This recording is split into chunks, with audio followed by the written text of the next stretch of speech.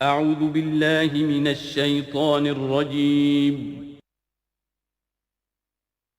بسم اللہ الرحمن الرحیم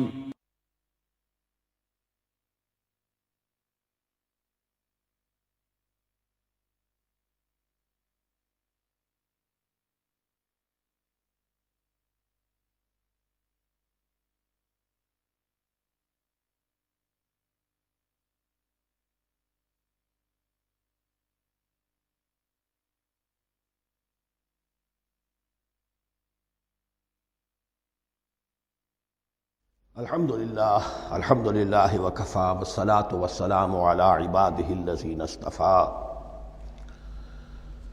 خصوصاً علی افضلہم وخاتم النبیین محمد الامین وعلی آلہ وصحبہ اجمعین اما بعد فاعوذ باللہ من الشیطان الرجیم بسم اللہ الرحمن الرحیم افتطمعون ان یؤمنوا لکم وقد کان فریق منہم یسمعون کلام اللہ ثم یحرفونہ من بعد ما عقلوہ وهم یعلمون صدق اللہ العظیم رب اشرح لی صدری ویسر لی امری واحلل عقدۃ من لسانی یفقہوا قولی اللہم ربنا الہمنا رشدنا واعذنا من شرور انفسنا اللہم ارنا الحق حقا وارزقنا اتباعہ وارنا الباطل باطلا وارزقنا اجتنابہ اللہم وفقنا لما تحب وترضى اللہم ربنا آنس وحشتنا فی قبورنا وارحمنا بالقرآن العظیم اللہم اجعلہ لنا اماما ونورا وہدا ورحمہ اللہم ذکرنا منہ ما نسینا وعلمنا منہ ما جہلنا وارزقنا تلاوته آناء الليل وآناء النهار واجعله لنا حجة یا رب العالمین آمین۔ اب تک ہم نے سورہ بقرہ کے 8 رکوع اور اس پر مستضاد صرف 3 آیات کا مطالعہ کیا ہے۔ آج میں چاہتا ہوں کہ ہماری رفتار قدر تیز ہو۔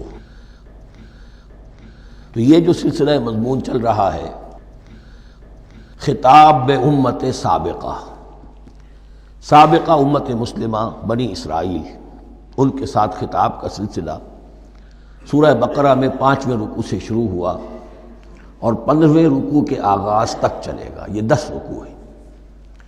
عرض کر چکا ہوں بار بار، اور اس کو میں چاہتا ہوں آپ اچھی طرح ذہن نشین کر لیں کہ اس میں سے پہلا رکوع جو ہے وہ دعوت کا ہے، وہ بہت فیصلہ کن ہے۔ یہی وجہ ہے کہ دیکھیے اس رکوع کا آغاز ہوا یا بنی اسرائیل اذکروا نعمتی التی انعمت علیکم واوفوا بعہدی اوف بعہدکم وایای فارہبون، اور خود بخود ظاہر ہو رہا ہے اسلوب کلام سے کہ اگلے رکوع سے بات کا رنگ بدل گیا ہے۔ یا بنی اسرائیل اذکروا نعمتی التی انعمت علیکم وانی فضلتکم علی العالمین واتقوا یوما لا تجزی نفس عن نفس شیئا ولا يقبل منها شفاعت ولا يؤخذ منها عدل ولا هم ينصرون۔ یہ تہدید کا انداز ہے، دھمکی کا انداز ہے۔ تو میں نے عرض کیا تھا کہ 5واں رکوع اس خطاب میں بمنزلہ فاتحہ ہے، بہت اہم ہے، اور بقیہ جو 9 رکوع ہیں ان میں بریکٹ کا انداز ہے کہ 2 آیتوں سے بریکٹ شروع ہوتی ہے، انہی 2 آیتوں پر بریکٹ ختم ہوگی۔ یہ ملامت کا خطاب ہے، اور ان کے خلاف ایک مفصل فرد قرارداد جرم جو ہے وائد کی گئی ہے، جس کے نتیجے میں وہ اس منصب سے معزول کر دیے گئے جس پر 2000 برس سے فائز تھے، اور ان کی جگہ پر اب امت محمد، نئی امت مسلمہ علی صاحب الصلاۃ والسلام، اب اس کا نصب، اس کی انسٹالیشن، اور اس کی انسٹالیشن سیریمنی کے طور پر تحویل قبلہ کا معاملہ۔ یہ ربط کلام اگر سامنے نہ رہے تو انسان کھو جاتا ہے قرآن مجید کی طویل صورتوں کو پڑھتے ہوئے کہ بات کہاں سے چلی تھی، کدھر جا رہی ہے، کیا ربط ہے، کیا تعلق ہے، سیاق کلام کیا ہے۔ اس کو میں اس لیے بار بار، حالانکہ مجھے معلوم ہے کہ وقت کم ہے، لیکن میں اس چیز کو زیادہ اہمیت دے رہا ہوں۔ اب ان 9 رکوعوں کے مضامین میں کچھ تو واقعات ہیں، تم نے یہ کیا، تم نے یہ کیا، تم نے یہ کیا۔ ظاہر بات ہے ترجمہ تو کرنا ہوگا، کچھ مختصر وضاحت بھی کرنی ہوگی، لیکن ان کے تفصیل میں جانے کی ضرورت نہیں ہے۔ لیکن آپ نے دیکھا کہ کچھ واقعات کے بعد پھر کچھ ایسے یونیورسل ٹروتھس بیان ہوئے ہیں، ایسے عظیم حقائق کہ جو ابدی حقائق ہیں ان کا کسی وقت سے، کسی قوم سے، کسی خاص گروہ سے تعلق نہیں، وہ تو اصول ہیں، سنت اللہ ہم انہیں کہہ سکتے ہیں۔ یہ اللہ کے جو عام قوانین ہیں، قواعد ہیں اس کائنات میں، ایک تو قوانین ہے طبعیہ، فزیکل لاز، ایک مورل لاز ہے کہ جو اس دنیا میں اللہ تعالیٰ کی طرف سے کار فرما ہے۔ تو جہاں وہ مورل لاز آتے ہیں جنہیں آپ کہا کرتے تھے جب بچپن میں کہانی پڑھی اور کہانی کے بعد لکھا اس کا مورل لیسن کیا ہے، اس کہانی سے سبق کیا حاصل ہوا، تو تھوڑے تھوڑے وقفے کے بعد وہ آیات آتی ہیں کہ جو اس گویا کہ اس سلسلہ کلام کے اندر یہ انتہائی اہمیت کی حامل ہیں، اس لیے کہ وہ یونیورسل اہمیت کی حامل ہیں، اور ان میں در حقیقت ایک رہنمائی پوشیدہ ہے موجودہ امت مسلمہ کے لیے۔ مثلا جتنا حصہ ہم اب تک پڑھ چکے ہیں ان میں سے پہلے تو وہ آیت یاد کیجئے، وَضُرِبَتْ عَلَيْهِمُ الذِّلَّةُ وَالْمَسْكَنَةُ وَبَاءُوا بِغَضَبٍ مِّنَ اللَّهِ۔ معلوم ہوا کہ ایسا ہو سکتا ہے کہ ایک امت مسلمان ہو، اس پر اللہ کے بڑے فضل ہوئے ہوں، بڑا اکرام ہوا ہو، بہت انعام ہوا ہو، پھر وہ اپنی بے عملی یا بد عملی کے باعث اللہ تعالیٰ کے غضب کی مستحق ہو جائے اور ذلت اور مسکنت اس پر تھوپ دی جائے۔ یہ ایک یونیورسل ٹروتھ وہاں سے نکل آیا کہ ہمیں سوچنا ہوگا، یہ ایک لمحہ فکریہ ہے امت مسلمہ کیا کہ کیا ہم تو کہیں آج اس پوزیشن میں نہیں ہیں۔ حدیث میں آپ کو سنا چکا ہوں، لَيَأْتِيَنَّ عَلَىٰ أُمَّتِي مَا أَتَىٰ عَلَىٰ بَنِي إِسْرَائِيلَ حَسْبَ النَّعْلِ بِالنَّعْلِ۔ دوسرا اسی طرح کا یونیورسل ٹروتھ والا مقام تھا آخری جو ہم نے کل پڑھا ہے، ثُمَّ قَسَتْ قُلُوبُكُمْ وَهِيَ كَالْحِجَارَةِ أَوْ أَشَدُّ قَسْوَةً۔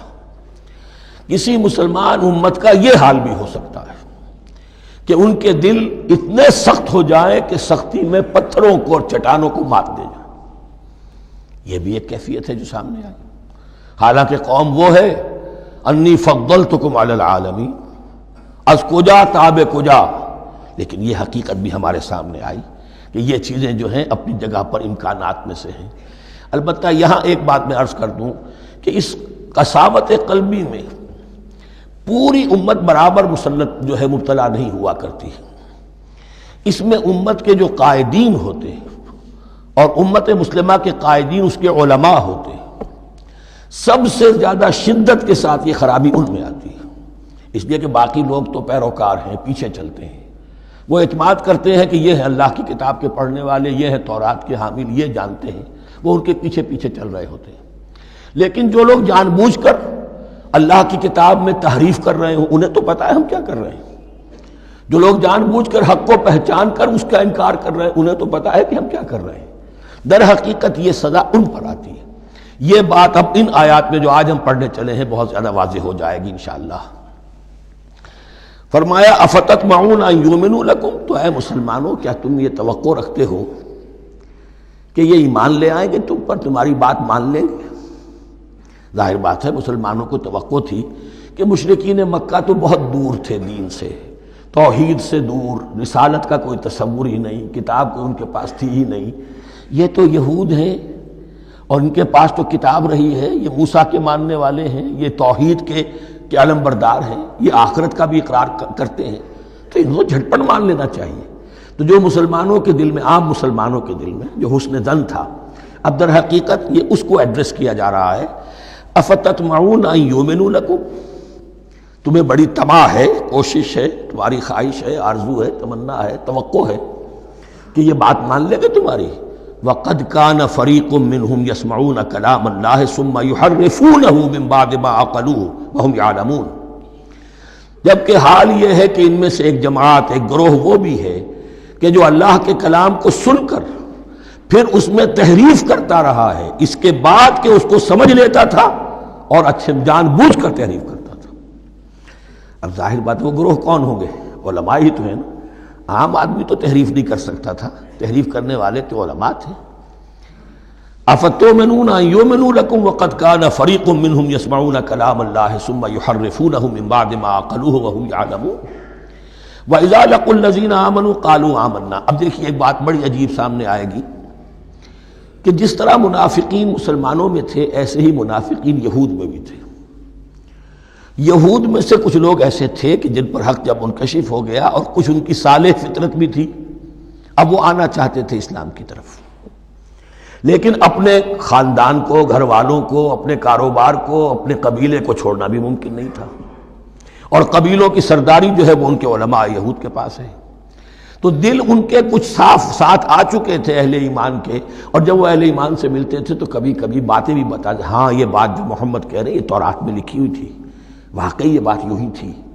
اب اس کے بعد جب وہ جاتے تھے اپنے شیاطین کے پاس، وہی شیاطین ان کے علماء، ان کے بڑے سرکردہ لوگ، تو وہ جا کر انہیں ڈانٹ ڈپٹ کرتے تھے، بے وقوفو یہ کیا کر رہے ہو، تم یہ بات بتا رہے ہو انہیں تاکہ اللہ کے ہاں جا کر وہ تم پر حجت قائم کرے کہ انہیں پتا تھا اور پھر بھی انہوں نے نہیں مانا۔ اب یہ ان کا آپس کا مکالمہ ہو رہا ہے۔ وَإِذَا لَقُوا الَّذِينَ آمَنُوا قَالُوا آمَنَّا، اور ان میں سے کچھ لوگ ہیں کہ جب ملتے ہیں اہل ایمان سے تو وہ کہتے ہیں ہم ایمان لے آئے۔ وَإِذَا خَلَا بَعْضُهُمْ إِلَىٰ بَعْضٍ، اور جب وہ خلوت میں ہوتے ہیں ایک دوسرے کے ساتھ، قالوا وہ کہتے ہیں اتحدثونہم، کیا تم بتا رہے ہو ان کو، بما فتح اللہ علیکم، وہ باتیں جو اللہ نے کھولی ہیں تم پر، لیحاجوکم بہ عند ربکم، کہ وہ تم پر حجت قائم کریں تمہارے رب کے پاس، کہ اللہ اس نے مانا تھا کہ ہاں تورات میں یہ ہے، تو تم ذرا عقل سے کام لو، اور یہ حقیقتیں جو تورات کے ذریعے سے ہمیں معلوم ہے ان مسلمانوں کو مت بتاؤ۔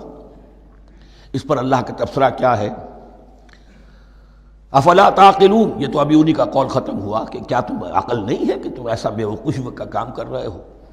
اولا یعلمون، یہ تبصرہ اللہ کا، تو کیا یہ لوگ نہیں جانتے، ان اللہ یعلم ما یسرون وما یعلنون، کہ اللہ تو جانتا ہے وہ سب کچھ بھی جو وہ چھپاتے ہیں اور وہ سب کچھ بھی جسے وہ ظاہر کرتے ہیں۔ تو چاہے یہ باتیں مسلمانوں کو بتاؤ نہ بتاؤ، اللہ کی طرف سے تو محاسبہ ہو ہی جانا ہے، لہذا یہ بھی ان کی ناسمجھی کی دلیل ہے۔ اب آ رہی ہے وہ اصل اہم بات جو میں نے آج ابتدا میں بیان کر دی تھی، وَمِنْهُمْ أُمِّيُّونَ، ان میں سے بھی ایک طبقہ تو ہے ان پڑھ لوگوں کا۔ اب دیکھیے امی اصل میں تو ایک طرح سے کہنا چاہیے کہ مشرکین عرب کے لیے لفظ ہے قرآن مجید میں، کیوں؟ ان کے اندر پڑھنے لکھنے کا رواج بھی نہیں تھا، کوئی آسمانی کتاب بھی ان کے پاس نہیں تھی۔ لیکن اب یہود کے بارے میں کہا جا رہا ہے، جیسے آج مسلمان ہیں کہ اکثر و بیشتر مسلمان تو جاہل ہیں، چاہے پی ایچ ڈی کیا ہوا ہو، پی ایچ ڈی تو فزکس میں کیا ہوا ہے، قرآن کی الف بیتیں نہیں آتی، دین کے جو ہیں مبادی تک سے ناواقف ہیں، بہت پڑھے لکھے، اس کو ہمارے بعد لوگ کہتے ہیں پڑھے لکھے جاہل۔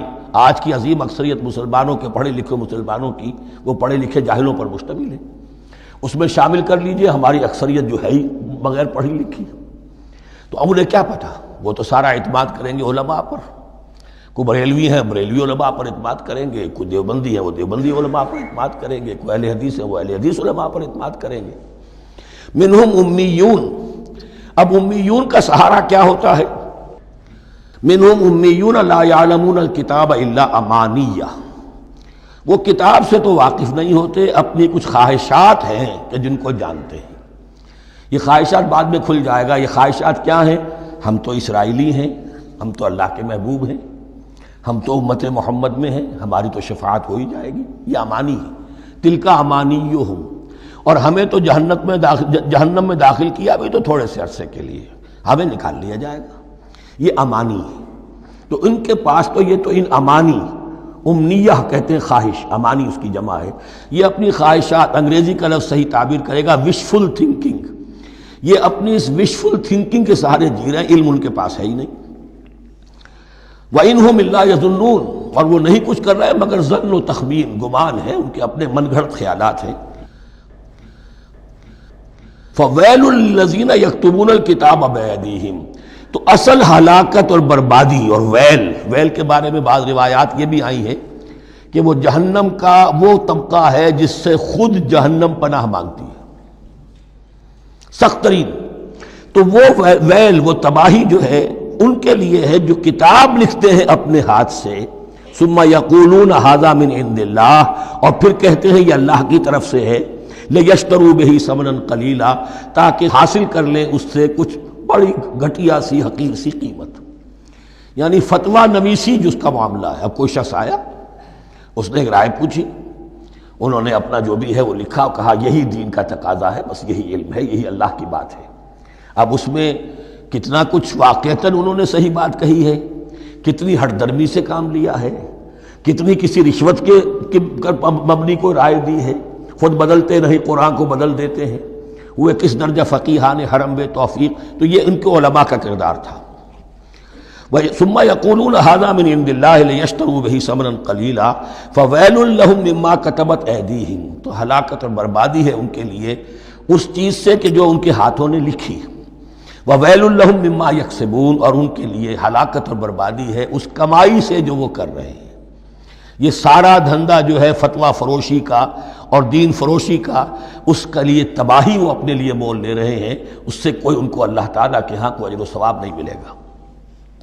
وقالوا، اب یہ آگے امانی، وقالوا لن تمسنا النار الا ایاما معدودہ، وہ کہتے ہیں ہمیں تو آگ چھو ہی نہیں سکتی، ہاں گنتی کے چند دن، صرف یہ کہ دوسروں کی آنکھوں میں دھول جھونکنے کے لیے کہ کوئی اعتراض نہ کر دے، اللہ ہمیں آگ میں پھینکا جا رہا اور ان کو نہیں پھینکا جا رہا، یہ ہم سے بھی بدتر تھے کردار میں، تو شاید ان کا منہ بند کرنے کے لیے چند دن کے لیے ہمیں جہنم میں ڈال دیں گے، پھر فوراً نکال لیں۔ وقالوا لن تمسنا النار الا ایاما معدودہ، اور وہ کہتے ہیں کہ نہیں چھو سکتی ہمیں آگ مگر گنتی کے چند دن۔ قل اتخذتم عند اللہ عہدا، ان سے کہیے کیا تم نے اللہ سے کوئی عہد لے لیا ہے، کوئی قول و قرار ہو گیا ہے؟ فلن یخلف اللہ عہدہ، کہ تمہیں یہ یقین ہے کہ اللہ اپنے عہد کے خلاف نہیں کرے گا؟ ام تقولون علی اللہ ما لا تعلمون، یا تم اللہ کی طرف اس بات کی نسبت کر رہے ہو، تہمت لگا رہے ہو، جڑ رہے ہو یہ بات اللہ پر جو تم نہیں جانتے، جس کے لیے تمہارے پاس کوئی علم نہیں ہے۔ بلا من کسب سیئۃ، اب یہ انتہائی وہ یونیورسل ٹروتھس جو ہیں جو میں نے کہا تھا، ابدی حقائق، اس کی عظیم ترین حقیقت آ رہی ہے، نوٹ کیجئے۔ بلا، کیوں نہیں، من کسب سیئۃ، جس شخص نے جان بوجھ کر ایک گناہ کمایا، لیکن گناہ بڑا، کبائر، صغائر نہیں، سیئۃ، یہ اس کی جو تنکیر ہے وہ ایک کا فائدہ بھی دے رہی ہے اور تفخیم کا بھی۔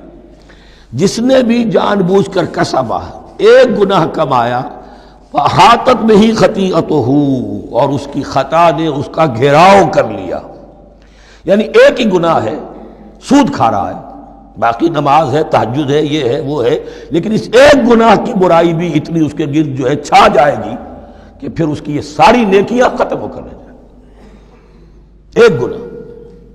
بلا من کسب سیئۃ واحاطت بہ خطیئتہ فاولئک اصحاب النار هم فیہا خالدون، اس میں ہمارے مفسرین نے یہ لکھا ہے کہ اس کی خطا کاری اتنی اس کے اوپر چھا جائے کہ ایمان کا کوئی اثر باقی نہ رہے۔ اور المعاصی برید الکفر، یہ علماء کے ہاں اصول ہے کہ یہ جو گناہ ہوتے ہیں یہ ڈاک ہے کفر کی، ہوتے ہوتے گناہ پر مداومت اگر اس پر چلتا ہے تو اصل میں ہوتے ہوتے ہوتا یہ ہے کہ اسے پتہ بھی نہیں ہوتا، وہ اپنے آپ کو مسلمان سمجھتا ہے، اندر سے ایمان ختم ہو چکا ہوتا ہے، دیمک کی طرح جو ہے وہ دروازے کی چوکھٹ جو ہے کھائی گئی، اوپر صرف ایک ونیئر لگا ہوا ہے جو نظر نہیں آ رہا۔ یہ عقل جو ہے اللہ نے دیمک کو بھی دی ہے کہ چھوٹی سی چھپٹی چھوڑ دینا تاکہ دھوکہ کھاتے رہیں لوگ گھر والے، باقی یہ کہ اندر سے کھوکھلا کر دیا۔ اولئک اصحاب النار، یہ آگ والے ہیں، ہم فیہا خالدون، جو اس میں ہمیشہ ہمیشہ رہیں گے۔ یہ ہے قاعدہ کلیہ، قرآن کا قطعی اور ابدی فیصلہ۔ والذین آمنوا وعملوا الصالحات، ہاں اس کے برعکس جو لوگ ایمان لائیں اور نیک عمل کریں۔ اب نیک عمل میں ہر شخص نے اپنا اپنا نظریہ بنا رکھا ہے، مراد نیک عمل قرآن مجید کا کیا ہے؟ دین کے سارے تقاضوں کو ادا کرنا، وہ نیک عمل ہوگا۔ آپ نے ایک نیکی لے لی، یتیم خانہ کھول دیا، بڑی فاؤنڈیشن بنا دی، بیواؤں کا انتظام ہو رہا ہے، لیکن کاروبار میں سودی لین دین ہے، جھوٹ ہے، فریب ہے، دھوکہ ہے، سب چل رہا ہے، تو یہ نہیں ہے۔ دین کے تقاضے یہ بھی ہے کہ دین کو قائم کرنے کی جد و جہد میں لگو، اس کی شرائط پوری کرو۔ تو فرمایا والذین آمنوا وعملوا الصالحات اولئک اصحاب الجنہ ھم فیہا خالدون، وہ ہیں جنت والے اور وہ اس میں ہمیشہ ہمیشہ رہیں گے۔ وَإِذْ أَخَذْنَا مِيثَاقَ بَنِي إِسْرَائِيلَ لَا تَعْبُدُونَ إِلَّا اللَّهَ، اور یاد کرو جب کہ ہم نے بنی اسرائیل سے عہد لیا تھا تم نہیں عبادت کرو گے کسی کی سوائے اللہ کے۔ وَبِالْوَالِدَيْنِ إِحْسَانًا، اور اس کے ساتھ دوسرا حکم، اور یہ اہم مقام ہے کہ اللہ کے حق کے فوراً بعد والدین کے حق کا ذکر قرآن مجید میں 4 مقامات پر آیا، ان میں سے ایک مقام یہ ہے۔ وبالوالدین احسانا، والدین کے ساتھ نیک سلوک کرو گے، وذی القربیٰ اور قرابت داروں کے ساتھ بھی، والیتامیٰ اور یتیموں کے ساتھ بھی، والمساکین اور محتاجوں کے لیے بھی، وقولوا للناس حسنا اور لوگوں سے اچھی بات کہو، اچھی بات کہو، صحیح بات کہو، امر بالمعروف کرتے رہو، نیکی کی دعوت دیتے رہو، وَأَقِیمُوا الصَّلَاةَ وَآتُوا الزَّکَاۃَ اور نماز قائم کرو، قبائل قائم رکھو اور زکوٰۃ ادا کرو گے، یہ گویا کہ معاہدہ ہو رہا ہے۔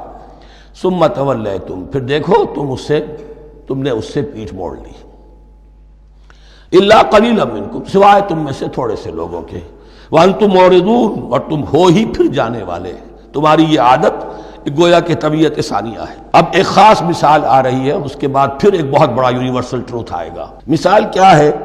اللہ نے ان سے ایک عہد لیا تھا، وَإِذْ أَخَذْنَا مِيثَاقَكُمْ ہم نے تم سے یہ عہد بھی لیا تھا، لَا تَسْفِكُونَ دِمَاءَكُمْ دیکھو اپنا خون نہیں بہاؤ گے، یعنی آپس میں جنگ نہیں کرو گے، لڑو گے نہیں، تم بنی اسرائیل ایک وحدت بن کر رہو گے، جیسے کہ قرآن مجید میں آیا ہے إِنَّمَا الْمُؤْمِنُونَ إِخْوَةٌ تم بھائی بھائی ہو، لَا تَسْفِكُونَ دِمَاءَكُمْ اپنا خون نہیں بہاؤ گے، وَلَا تُخْرِجُونَ أَنفُسَكُم مِّن دِيَارِكُمْ اور نہ ہی تم نکالو گے اپنے کچھ لوگوں کو ان کے گھروں سے۔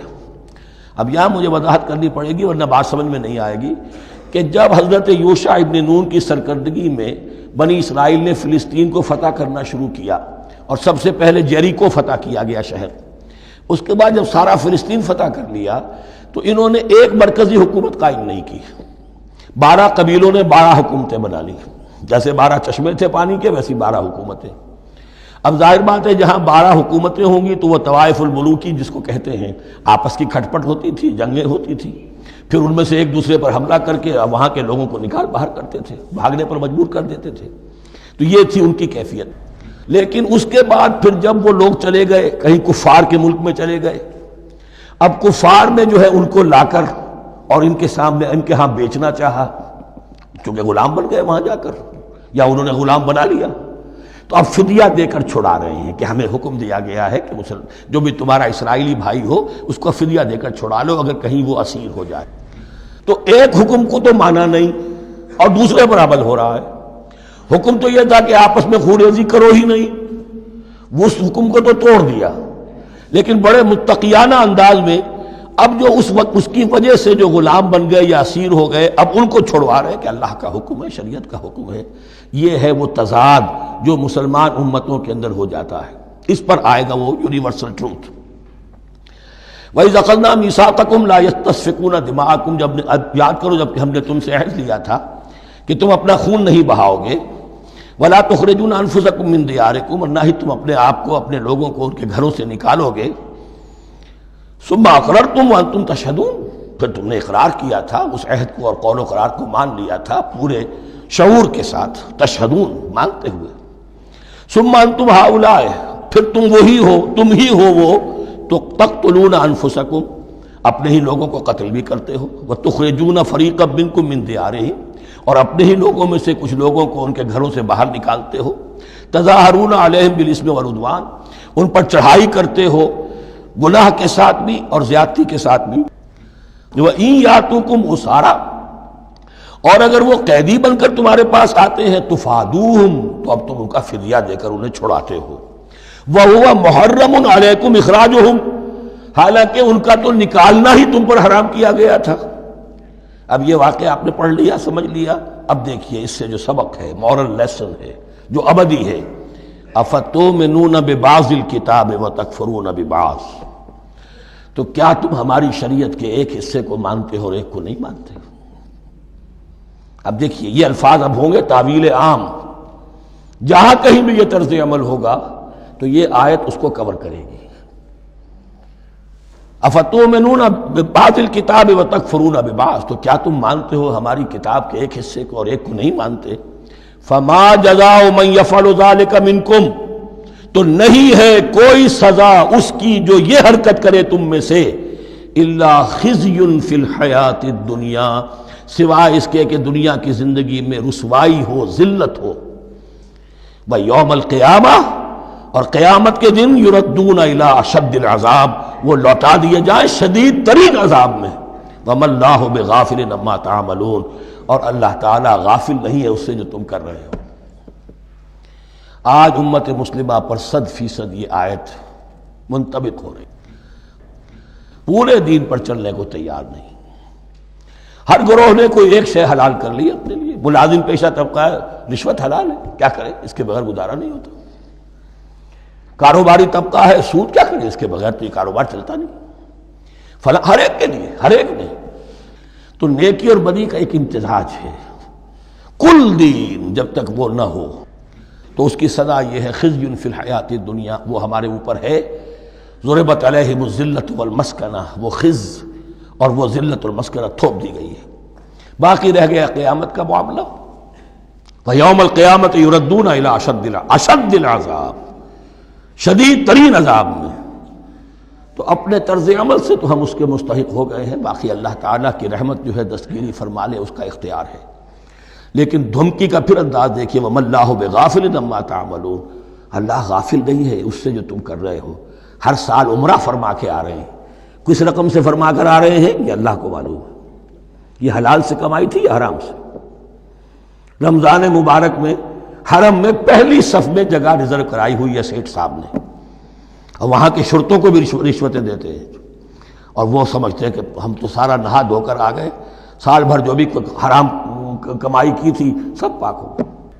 اللہ ناواقف نہیں ہے، اللہ تمہاری داڑھیوں سے دھوکہ نہیں کھائے گا، اللہ تمہارے اماموں سے اور ابا اور قبا سے دھوکہ نہیں کھائے گا۔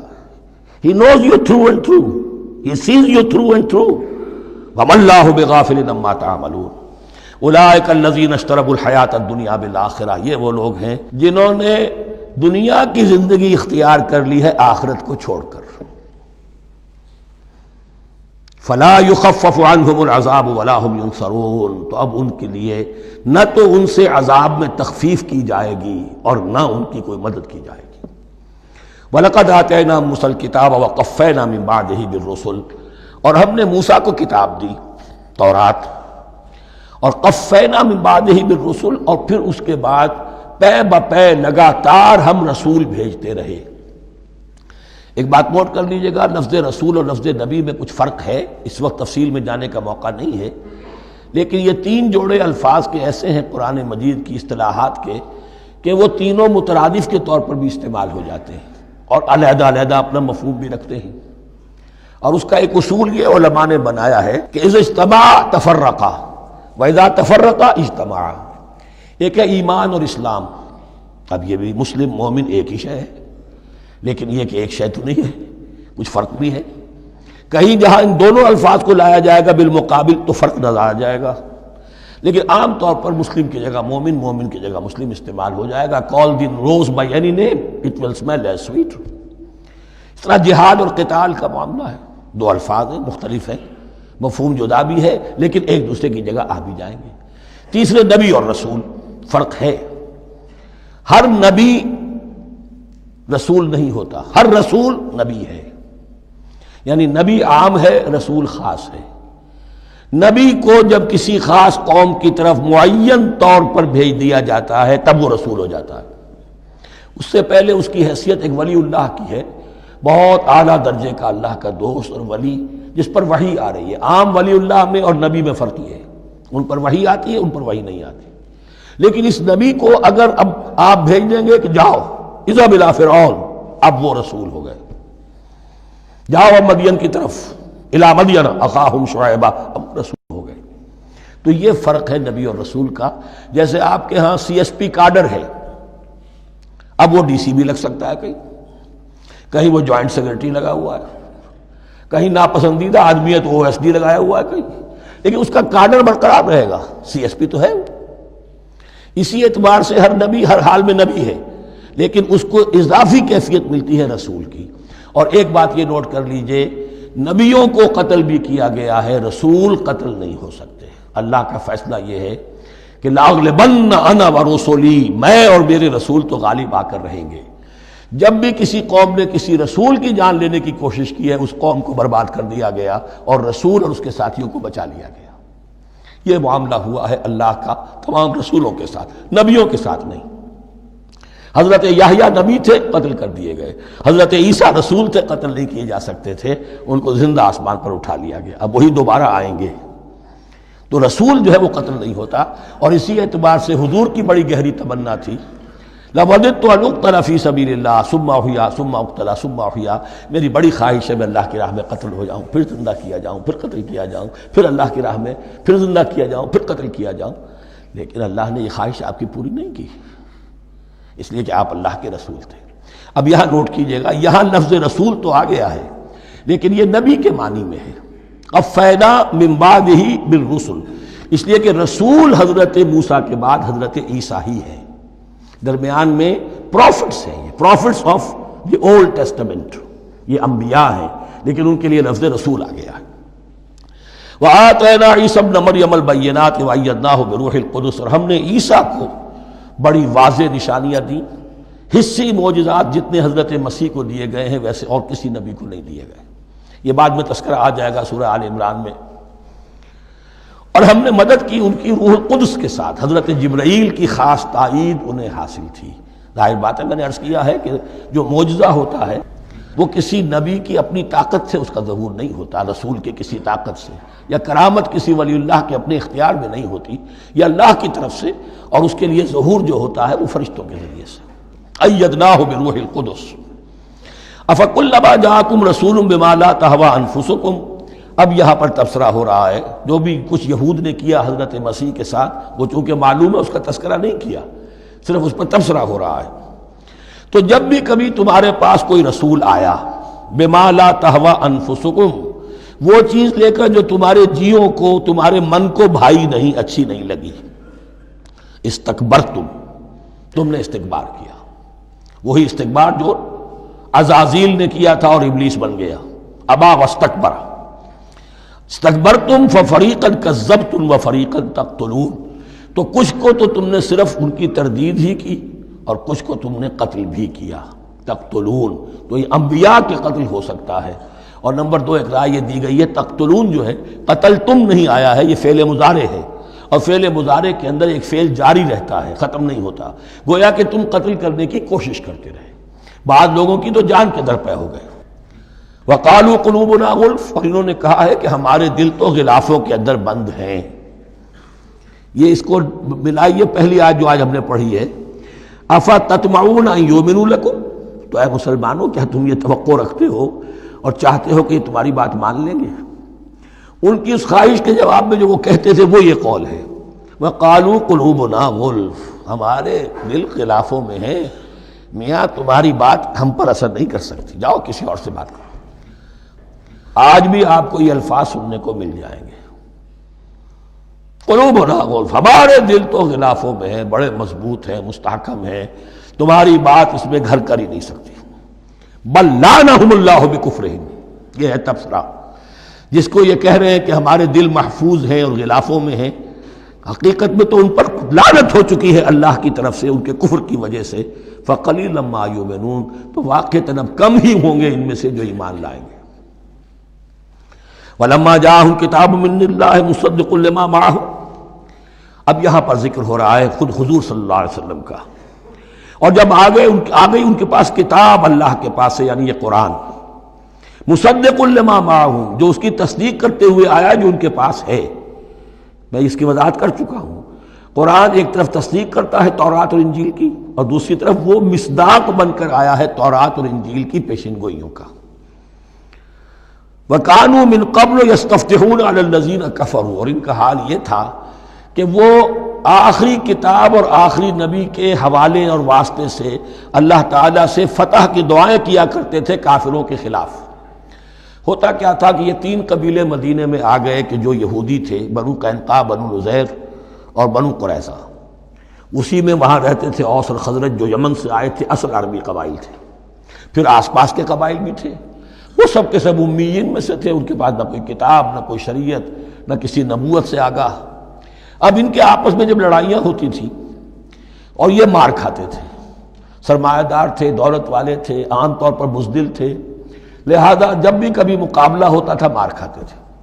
تو وہاں یہ کہا کرتے تھے کہ ابھی تو تم ہمیں مار لیتے ہو، دبا لیتے ہو، نبی آخری زمان کی آنے کا وقت آ چکا ہے، وہ نئی کتاب لے کر آئیں گے، جب وہ آئیں گے ہم ان کے ساتھ ہو کر جب تم سے جنگ کریں گے تو تم ہمیں شکست نہیں دے سکو گے، ہمیں فتح حاصل ہوگی. اور دعا کیا کرتے تھے اللہ اس نبی آخر الزماں کا ظہور جلد ہو تاکہ اس کے واسطے سے اور اس کے ذریعے سے اس کے صدقے ہمیں فتح مل سکے. یہ دعائیں تھیں. چونکہ خزرج اور اوس کے لوگوں نے ان کی یہ دعائیں سنی ہوئی تھیں. یہی وجہ ہے کہ حج میں سن 11 نبوی کے حج میں یا سن 10 نبوی کے حج میں جب وہاں پر 6 آدمیوں سے حضور نے بات کی جو خزرج کے تھے سب کے سب، انہوں نے کلنکھیوں سے ایک دوسرے کو دیکھا، معلوم ہوتا ہے یہ وہی نبی ہے جن کا ذکر یہ یہودی کرتے ہیں. تو اس سے پہلے کہ وہ ایمان لائے تم ایمان لے آؤ. گویا کہ وہ علم بالواسطہ طور پر جو انہیں پہنچا تھا وہ ان کے لیے کتنا بڑا سرمایہ بن گیا، ان کی نجات کا ذریعہ بن گیا. اور وہ علم جو ان کے پاس تھا تعصب کی وجہ سے اور تکبر کی وجہ سے وہ اسی طرح رہ گئے. فَذَهَبَ اللَّهُ بِنُورِهِمْ وَتَرَكَهُمْ فِي ظُلُمَاتٍ لَا يُبْصِرُونَ صُمٌّ بُكْمٌ عُمْيٌ فَهُمْ لَا يَرْجِعُونَ. وَلَمَّا جَاءَهُمْ كِتَابٌ مِّنْ عِندِ اللَّهِ مُصَدِّقٌ لِّمَا مَعَهُمْ وَكَانُوا مِن قَبْلُ يَسْتَفْتِحُونَ عَلَى الَّذِينَ كَفَرُوا فَلَمَّا جَاءَهُم مَّا عَرَفُوا كَفَرُوا. تو جب ان کے پاس آ گئے وہ چیز جسے انہوں نے پہچان لیا پھر انہوں نے کفر کیا. فَلَعْنَةُ اللَّهِ عَلَى الْكَافِرِينَ. تو اللہ کی لعنت ہے ایسے کافروں پر. بِئْسَ مَا اشْتَرَوْا بِهِ أَنفُسَهُمْ أَن يَكْفُرُوا بِمَا أَنزَلَ اللَّهُ بَغْيًا أَن يُنَزِّلَ اللَّهُ مِن فَضْلِهِ عَلَى مَن يَشَاءُ مِنْ عِبَادِهِ. بہت بری شے ہے جس کے عوض کہ انہوں نے اپنی جانوں کو فروخت کر دیا. یعنی دنیا کا حقیر سا نفع، یہاں کی حقیر سی مسندیں، یہاں کا جو بھی چودراہٹیں ہیں، جو بھی ان کی حیثیت ہے، صرف اس کا قربانی دینے کو تیار نہیں. یہی تو سبب ہے، اس کی وجہ سے کفر کر رہے ہیں پہچان کر. تو بری ہے وہ شے جس کے لیے انہوں نے اپنے آپ کو بیچ دیا. ان یکفروا کہ وہ کفر کر رہے ہیں اس وجہ سے بما انزل اللہ بغیا جو اللہ نے نازل فرمایا ہے. اور کفر کیوں کر رہے ہیں؟ اس زدم زدہ میں ان ینزل اللہ من فضلہ علی من یشاء من عبادہ کہ اللہ تعالیٰ نے نازل کر دیا ہے اپنے اس فضل میں سے اپنے بندوں میں سے جس پر چاہا. وہ اس امید میں تھے کہ وہ اسرائیلی ہی ہوگا. جب 1400 برس تک نبوت ہمارے پاس رہی، اب فترت کا زمانہ ہے، 600 برس گزر گئے، اب آخری نبی آنا ہے. ان کو گمان یہ تھا وہ ہم میں سے ہی ہوگا. یہاں یہ ہوا کہ یہ رحمت اللہ کی اور یہ فضل جو ہے بنی اسماعیل پر ہو گیا. اس کی وجہ سے زدم زدہ بغین، اس بغین کے لفظ کو اچھی طرح نوٹ کر لیجئے. یہ اختلاف جو ہوتا ہے دین میں اس کا اصل سبب یہ بغین کا لفظ آئے گا بار بار قرآن مجید میں. یہ بغین کیا ہے؟ جسے عہد حاضر کے ایک خاص جو مکتب فکر ہے سائیکالوجی کا، ایڈلر کا، اس میں یہ قرار دیا گیا ہے کہ انسان کے جو موٹیوز ہیں، جو اس کا انسٹنکٹس ہیں، ان میں ایک بہت پاورفل موٹیو جو ہے to dominate, urge to dominate. میں اس کی بات کیوں مانوں، یہ کیوں نہ میری مانے، یہ ڈومینیشن. تو بغین، بغیا کے معنی بھی ہے حد سے بڑھنا، تجاوز کرنا.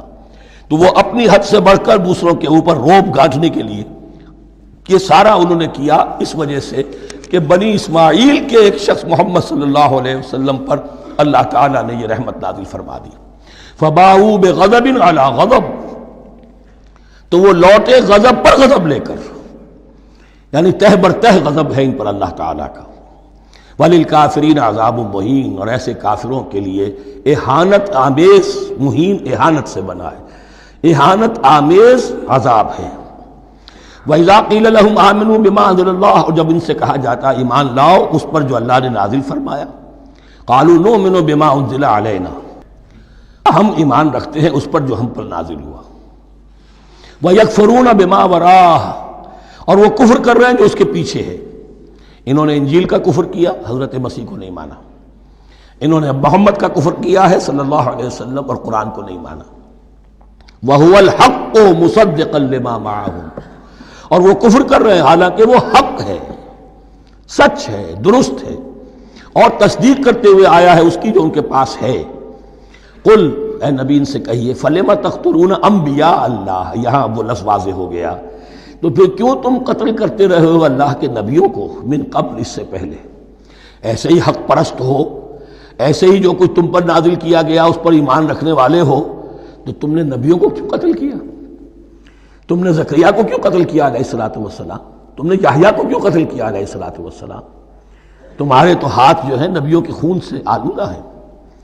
فَلِمَ تَقْتُلُونَ أَنبِيَاءَ اللَّهِ مِن قَبْلِ إِن كُنتُم مُؤْمِنِينَ، اگر واقعتاً تم ایمان والے ہو. وَلَقَدْ جَاءَكُم مُوسَىٰ بِالْبَيِّنَاتِ، تمہارے پاس موسیٰ آئے تھے کھلی تعلیمات لے کر، واضح معجزے لے کر. ثُمَّ اتَّخَذْتُمُ الْعِجْلَ مِن بَعْدِهِ، پھر تم نے اس کے بعد اس کی غیر حاضری میں بچھڑے کو اپنا معبود بنا لیا. وَأَنْتُمْ ظَالِمُونَ، اور تم ظالم ہو. وَإِذْ أَخَذْنَا مِيثَاقَكُمْ وَرَفَعْنَا فَوْقَكُمُ الطُّورَ، یاد کرو جب کہ ہم نے تم سے عہد لیا تھا اور تمہارے اوپر کوہ طور کو معلق کر دیا تھا. خُذُوا مَا آتَيْنَاكُمْ بِقُوَّةٍ، پکڑو اس کو مضبوطی کے ساتھ جو ہم نے تمہیں دیا ہے. وَاسْمَعُوا، اور سنو. قَالُوا سَمِعْنَا وَعَصَيْنَا، انہوں نے کہا ہم نے سنا اور نافرمانی کی. یہ ان کی ایک اور بیماری تھی، الفاظ کو ذرا سا چکر دے کر ایسے پڑھنا کہ مفہوم جو ہے بالکل بدل جائے. کوئی اعتراض کہے تو کہے گا کوئی شخص کہ اپنے کانوں کا جا کے میل نکلوائیے، میں نے تو اطعنا کہا تھا، آپ کو عصینا سننے میں آ گیا. لیکن وہ اپنے لوگ جو ہوتے تھے ان کے منافقوں کے، اور آپس میں جو ہوتے تھے وہی منافق اس وقت حضرت موسیٰ کے ساتھ. کردار تو ایک ہی رہا ہے ہمیشہ سے. اس کردار کے لوگ جو ہیں یہ حرکتیں کرتے تھے، اور پھر ان سے سرزنش کی جاتی کہ بھائی ہم نے تو کہا تھا سمعنا واطعنا، آپ کے اپنی سماعت میں کوئی خلل ہوگا. قالوا سمعنا وعصینا، ہم نے سنا اور ہم نے رد کیا، نافرمانی کی. وَأُشْرِبُوا فِي قُلُوبِهِمُ الْعِجْلَ بِكُفْرِهِمْ، اور ان کے اس کفر کی پاداش میں یا کفران نعمت کی سزا کے طور پر ان کے دلوں میں بچھڑے کی محبت اور تقدس جو ہے وہ پلا دیا گیا.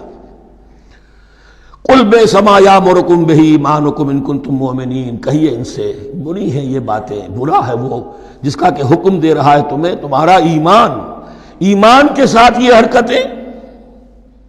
ان کنتم مومنین، اگر تم مومن ہو تو کیا ایمان کے ساتھ یہ حرکتیں ممکن ہوتی ہیں؟ قل ان كانت لكم الدار الآخرة عند الله خالصة من دون الناس فتمنوا الموت ان كنتم صادقین. پھر یہ ایک یونیورسل ٹروتھ آ رہا ہے بہت اہم، اس کو کرتے ہوئے خود انٹروسپیکشن کی ضرورت ہے پڑھتے ہوئے. کیونکہ ان کا یہ خیال تھا نحن ابناء اللہ واحباؤہ، ہم تو اللہ کے بڑے چہیتے ہیں، بڑے لاڈلے ہیں، اولیاء ہیں، ہم پسندیدہ لوگ ہیں. We are the chosen people of the lord, یہ ان کا کہنا جو ہے یہ تو ان کی بڑی کھلی بات ہے. اور ان کا کہنا ہے کہ آخرت کا گھر تو ہمارے لیے ہے ہی ہے، اٹھا لو. اب دیکھیے لٹمس ٹیسٹ ان کے سامنے رکھا جا رہا ہے، لیکن یہ لٹمس ٹیسٹ میرے اور آپ کے لیے بھی ہے. قل ان كانت لكم الدار الآخرة عند الله خالصة من دون الناس، اے نبی ان سے کہیے کہ اگر تمہارے لیے آخرت کا گھر اللہ کے پاس خالص کر لیا گیا ہے دوسرے لوگوں کو چھوڑ کر، یعنی تمہاری ریزرویشن ہو چکی ہے وہاں، تمہارے لیے تو جنت ہی جنت ہے.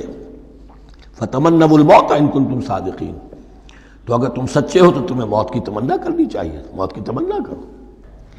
اگر اتنا ہی یقین ہے جنت میں داخل ہونے کا تو دنیا میں رہنا تم پر گراں ہونا چاہیے.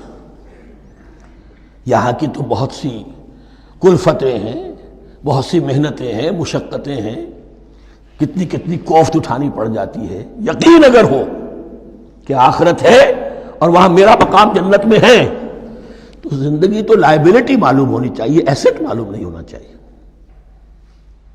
پھر تو دنیا سجن نظر آنی چاہیے، جیسا کہ حدیث میں فرمایا گیا الدنیا سجن المومن و جنت الکافر، یعنی کم سے کم یہ کہ دنیا میں زیادہ رہنے کی آرزو تو نہ ہو،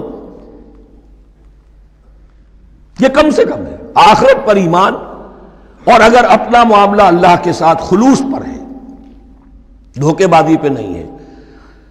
بل الانسان علی نفسہ بصیرہ، ہر انسان کو معلوم ہے میں کہاں کھڑا ہوں. آپ کا دل آپ کو بتا دے گا آپ اللہ کے ساتھ دھوکے بازی کر رہے ہیں یا آپ کا معاملہ اللہ کے ساتھ خلوص و اخلاص پر مبنی ہے. اگر یقین ہے کہ خلوص و اخلاص پر ہے تو پھر تو یہ ہے کہ زندگی ایسٹ نہیں لائبلٹی، اور دنیا باغ نہیں قید خانہ نظر آنا چاہیے. اور اس میں انسان رہتا ہے ایک مجبوراً، اللہ نے بھیجا ہے رہنا ہے، جو اس کی طرف سے ذمہ داریاں عائد کی گئی ہیں وہ ادا کرنی ہے. لیکن یہاں رہنے کی خواہش یہ اگر ہے تو یا تو آخرت پر ایمان نہیں یا اپنا اللہ کے ساتھ معاملہ خلوص اور اخلاص پر مبنی نہیں. دس از دی لٹمس ٹیسٹ. فتمنوا الموت ان کنتم صادقین ولن یتمنوہ ابدا، اور یہ ہرگز نہیں کریں گے تمنا اس کی موت کی، بما قدمت ایدیہم، بسبب ان کرتوتوں کے جو ان کے ہاتھوں نے آگے بھیجے ہوئے ہیں۔ ہر شخص کو معلوم ہے میں نے کیا کمائی کی ہے، کیا بھیجی ہے۔ واللہ علیم بالظالمین، اور اللہ ان ظالموں سے بخوبی واقف ہے۔ وَلَتَجِدَنَّهُمْ أَحْرَصَ النَّاسِ عَلَىٰ حَيَاةٍ، اور تم انہیں دیکھو گے اس دنیا کی زندگی پر تمام انسانوں سے بڑھ کر حریص ہیں۔ وَمِنَ الَّذِينَ أَشْرَكُوا، یہاں تک کہ مشرکوں سے زیادہ حریص ہے۔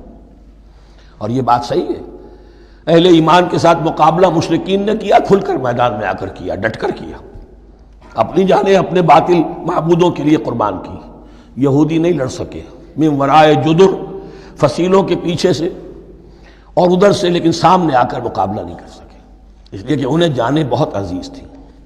وَلَتَجِدَنَّهُمْ أَحْرَصَ النَّاسِ عَلَىٰ حَيَاةٍ وَمِنَ الَّذِينَ أَشْرَكُوا، حتیٰ یہ کہ مشرکین سے بھی زیادہ یہ دنیا کی زندگی کے حریص ہیں۔ یود احدہم لو یعمر الف سنہ، ان میں سے ہر ایک کی یہ خواہش ہے کہ کسی طرح اس کی عمر 1000 برس ہو جائے۔ وما ہوا بمزحزحہ من العذاب ان یعمر، اور اگر ان کو معمر کر بھی دیا جائے، طویل زندگی دے بھی دی جائے، تو عذاب سے تو چھٹکارا نہیں ملے گا، آخرت تو بالآخر تو آنی ہے۔ واللہ بصیر بما یعملون، اور اللہ دیکھ رہا ہے جو کچھ کہ وہ کر رہے ہیں۔ قل من کان عدوا لجبریل فانہ نزلہ علی قلبک، اب جیسا کہ میں نے عرض کیا کہ ان کا خیال یہ تھا کہ آخری نبوت کا وقت تو قریب ہے، ہوگا وہ کوئی اسرائیلی، ہوگا ہم میں سے۔ معاملہ ہو گیا تلپٹ، اللہ نے ان کی آزمائش اتنی بڑی کر لی کہ جنہیں حقیر سمجھتے تھے، بڑی امیین ہیں، ان پڑھ ہیں، نہ ان کے پاس کتاب، نہ کوئی شریعت، نہ کوئی قانون، نہ کوئی ضابطہ، کچھ بھی نہیں، اللہ نے ان میں سے ایک آدمی کو، ایک شخص کو چن لیا۔ لہذا ان کے لیے اب ان کے اندر دشمنی پیدا ہوئی، کس سے؟ گالیاں دینے لگے حضرت جبرائیل کو، اس نے دشمنی کی ہے ہمارے ساتھ، آ تو رہا تھا پیغام ہم میں سے کسی کے لیے، لے گیا ادھر۔ اور یہ بات آپ کو شاید بڑی عجیب لگے، لیکن یہ کہ شیخ احمد سرہندی رحمۃ اللہ علیہ نے اپنے مکاتیب میں یہ لکھا ہے کہ اہل تشیع کا ایک فرقہ ایسا بھی رہا ہے، میں نہیں جانتا کہ آج بھی ہے یا نہیں ہے، جس کو غرابیہ کہتے تھے۔ غرابیہ، ان کا عقیدہ یہ تھا کہ حضرت محمد صلی اللہ علیہ وسلم اور حضرت علی رضی اللہ تعالی عنہ، ان کی ارواح بالکل ایک دوسرے کے ایسے مشابہ تھیں جیسے ایک کوہ دوسرے کوے کے مشابہ ہوتا ہے، غراب کوے کو کہتے ہیں۔ تو جبریل دھوکہ کھا گئے، وہ وہی اللہ نے بھیجی تھی علی کے لیے، لے گئے محمد کے پاس صلی اللہ علیہ وسلم۔ تو یہ بات جو شیخ احمد سرہندی کی لکھی ہوئی غرابیہ فرقہ ان کا، مجھے یہ نہیں معلوم کہ اب بھی ہے یا نہیں ہے، لیکن یہ بات یہود کے ہاں جو ہے وہ موجود تھی۔ اور بات جان لیجئے، لَيَأْتِيَنَّ عَلَىٰ أُمَّتِي مَا أَتَىٰ عَلَىٰ بَنِي إِسْرَائِيلَ حَسْبَ النَّعْلِ بِالنَّعْلِ، اس کی حقیقت اور سے اور منکشف ہوتی چلی جائے گی۔ تو اب یہاں فرمایا قُلْ مَنْ كَانَ عَدُوًّا لِجِبْرِيلَ، اے نبی کہہ دیجئے جو کوئی بھی دشمن ہو گیا ہو جبرائیل کا، فَإِنَّهُ نَزَّلَهُ عَلَىٰ قَلْبِكَ بِإِذْنِ اللَّهِ، تو اس نے تو نازل کیا ہے اس قرآن کو آپ کے دل پر اللہ کے حکم سے، جبرائیل کا اپنا اختیار تو نہیں تھا۔ مُصَدِّقًا لِمَا بَيْنَ يَدَيْهِ، اور یہ تصدیق کرتے ہوئے آیا ہے اس کی جو اس کے سامنے موجود ہے، وَهُدًى وَبُشْرَىٰ لِلْمُؤْمِنِينَ، اور ہدایت اور بشارت ہے اہل ایمان کے لیے۔ اور اس کے بعد اب فرمایا جا رہا ہے کہ اللہ اور اس کے رسول اور اس کے ملائکہ یہ ایک آرگینک ہول ہیں، یہ ایک جماعت ہے، ان میں کوئی رکھنا نہیں ہو سکتا، ان میں کوئی اختلاف نہیں ہو سکتا۔ اگر کوئی جبریل کا دشمن ہے تو وہ اللہ کا دشمن ہے، اگر کوئی اللہ کے سچے رسول کا دشمن ہے تو وہ اللہ کا دشمن ہے، جبریل کا بھی دشمن ہے۔ من کان عدوا للہ وملائکتہ ورسلہ وجبریل ومیکال فإن اللہ عدو للکافرین، تو کان کھول کر سن لو، جو کوئی بھی دشمن ہے اللہ کا اور اس کے فرشتوں کا اور اس کے رسولوں کا اور جبرائیل کا اور میکائیل کا، تو اللہ تعالیٰ کی طرف سے بھی اعلان ہے کہ اللہ ایسے کافروں کا دشمن ہے۔ وَلَقَدْ أَنزَلْنَا إِلَيْكَ آيَاتٍ بَيِّنَاتٍ، اور اے نبی ہم نے آپ کی طرف نازل کر دی ہیں روشن آیات۔ وَمَا يَكْفُرُ بِهَا إِلَّا الْفَاسِقُونَ، اور انکار نہیں کرتے ان کا مگر وہی کہ جو سرکش ہے۔ وَمَا يُضِلُّ بِهِ إِلَّا الْفَاسِقِينَ، تیسرے رکوع میں جو سورہ بقرہ کے الفاظ آئے تھے۔ أَوَكُلَّمَا عَاهَدُوا عَهْدًا نَبَذَهُ فَرِيقٌ مِّنْهُمْ، تو جب بھی کبھی انہوں نے کوئی عہد کیا، اللہ سے میثاق کیا، اللہ کے رسولوں سے کوئی عہد کیا، نَبَذَهُ فَرِيقٌ مِّنْهُمْ، ان میں سے ایک گروہ نے اس معاہدے کو پھینک دیا اٹھا کر۔ بل اکثرهم لا یؤمنون، بلکہ ان کی اکثریت جو ہے ایمان سے خالی ہے، جیسا کہ حال آج امت مسلمہ کا ہے۔ مسلمان ہیں، ایمان حقیقی، ایمان قلبی، یقین والا ایمان وہ کتنوں کو حاصل ہے؟ ڈھونڈ اب ان کو چراغ رخ زیبا لے کر۔ وَلَمَّا جَاءَهُمْ رَسُولٌ مِّنْ عِندِ اللَّهِ مُصَدِّقٌ لِّمَا مَعَهُمْ نَبَذَ فَرِيقٌ مِّنَ الَّذِينَ أُوتُوا الْكِتَابَ، پھر وہی بات، اور جب آئے ان کے پاس اللہ کی طرف سے ایک رسول یعنی محمد صلی اللہ علیہ وسلم، مصدق لما معہم، اور تصدیق کرتے ہوئے آئے ہیں اس کی جو ان کے پاس موجود ہے، ان کے ساتھ ہے، نبذ فریق من الذین اوتوا الکتاب کتاب اللہ وراء ظہورہم، ان کی ایک گروہ، ان کی ایک جماعت نے اللہ کی کتاب کو اپنی پیٹھوں کے پیچھے پھینک دیا، کانہم لا یعلمون، گویا کہ وہ جانتے ہی نہیں، انجانے سے ہو کر رہ گئے، نہیں ہمیں کچھ پتہ نہیں۔ ان کے عوام پوچھتے ہوں گے کیا یہ وہی نبی ہیں جن کا ذکر نہیں، کیا بولے، کوئی یقین سے نہیں کہہ سکتے، کچھ نہیں، ابھی دیکھیں گے، تیل دیکھو، تیل کی دھار دیکھو، کانہم لا یعلمون، جیسے انہیں علم نہیں ہے۔ وَاتَّبَعُوا مَا تَتْلُو الشَّيَاطِينُ عَلَىٰ مُلْكِ سُلَيْمَانَ، اب ایک اور حقیقت نوٹ کیجئے، جب کسی مسلمان امت میں دین کی اصل حقیقت، اصل تعلیمات سے بہت پیدا ہوتا ہے تو رجحان کدھر ہو جاتا ہے؟ جادو، ٹونا، ٹوٹکا، تعویذ، عملیات، قرآن کی عملیات۔ قرآن اترا تھا کسی اور کے لیے، کام کے لیے، یہ اس کو ذریعہ بناتے ہیں دشمن کو دیر کرنے کے لیے۔ محبوب آپ کے قدموں میں آ کر گرے گا، عمل قرآنی ہے، اتنے 100 روپے کا آپ لیجائے، یہ تو مل جائے گا۔ یہ دندے ہمارے ابھی چل رہے ہیں، خوب چلتے ہیں، اور میں سمجھتا ہوں کہ سب سے زیادہ فلرشنگ کاروبار جو ہے وہ اس طرح کا ہے۔ ہینگ لگے نہ پھٹکڑی، نہ آپ کو کوئی اس میں محنت کرنے کی ضرورت ہے، نہ اس کے اندر آپ کو انویسٹ کرنے کی ضرورت ہے، اور کاروبار چلتا ہے۔ تو وہاں بھی کیا ہوا، وَاتَّبَعُوا، جب دین کی اصل حقیقت کو دور پھینک دیا، انہوں نے پیروی کی اس کی مَا تَتْلُو الشَّيَاطِينُ عَلَىٰ مُلْكِ سُلَيْمَانَ، جو شیاطین جن جو تھے، عَلَىٰ مُلْكِ سُلَيْمَانَ سے مراد ہے عَلَىٰ عہد ملک سلیمان، حضرت سلیمان کے زمانے میں چونکہ اللہ تعالیٰ نے ان جنات کو حضرت سلیمان کے تابع کر دیا تھا، تو وہاں پر چونکہ ان کا اب جو ہے کوئی میل جول زیادہ تھا لوگوں کے ساتھ، تو وہ انہیں کچھ اس قسم کی چیزیں سکھاتے رہتے تھے، گویا کہ اندر سے تخریب کاری۔ وَاتَّبَعُوا مَا تَتْلُو الشَّيَاطِينُ عَلَىٰ مُلْكِ سُلَيْمَانَ وَمَا كَفَرَ سُلَيْمَانُ وَلَٰكِنَّ الشَّيَاطِينَ كَفَرُوا، اور سن لو، سلیمان نے کبھی کفر نہیں کیا، بلکہ یہ شیاطین تھے کہ جو کفر کرتے تھے۔ جادو کفر ہے، لیکن آپ کو نقش سلیمانی آج تک بھی لفظ ملے گا، نقش سلیمانی، آج بھی مسلمان بھی ان چیزوں کو حضرت سلیمان کی طرف منسوب کر رہے ہیں، وہ ظلم اب بھی جاری ہے۔ وَمَا كَفَرَ سُلَيْمَانُ وَلَٰكِنَّ الشَّيَاطِينَ كَفَرُوا يُعَلِّمُونَ النَّاسَ السِّحْرَ، وہ لوگوں کو جادو سکھاتے تھے۔